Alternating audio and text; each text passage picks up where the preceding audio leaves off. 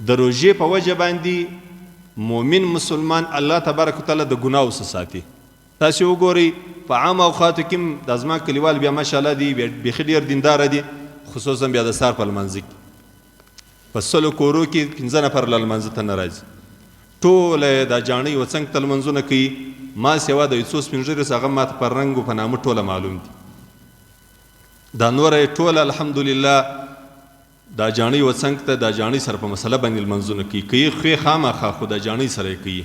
الله تبارک وتعالی توفیق ورنصیب کړي. بیخي د شرم ځای دی، سړی باید چې په دې وشرمېږي چې لوی غټ مسجد او په دې کې ښه اذان وسي او په دې کې بیا کوچني ماشومان چې دا ناست دي دا په درېیم صف کې دا ماشومان دا راپورته کېږي د سهار د لمانځه تر ما له مخه لا په مسجد کې دی موجود وي.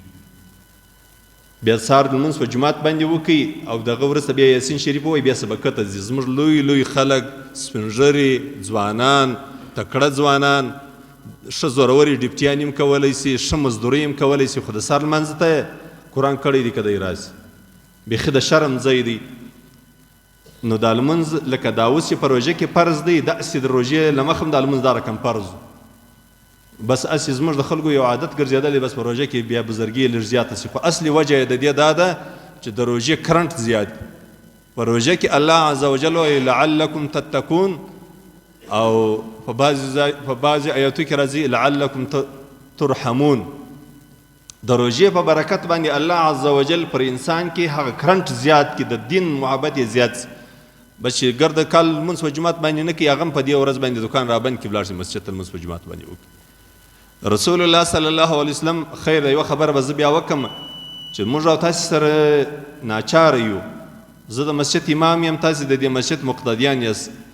دا الله تبارک وتعالی پر موږ باندې دا حق لري چې اذان درته وسي دا مسجد لمانځه ته راځئ، جومات ته راځئ.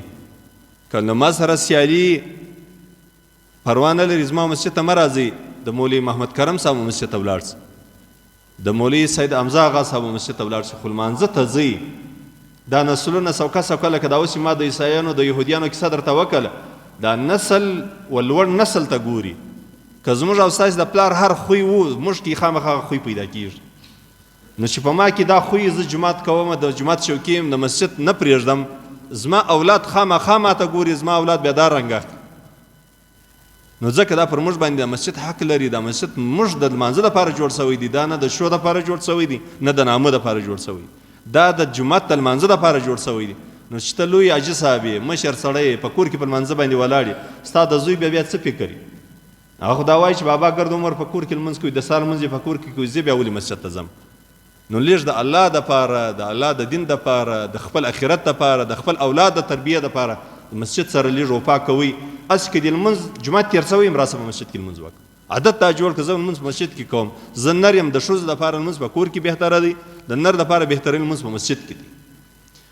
الله عز وجل دی اول ور ماته او بیا تاسې ټول ته دا توفیق در نصیب کړي.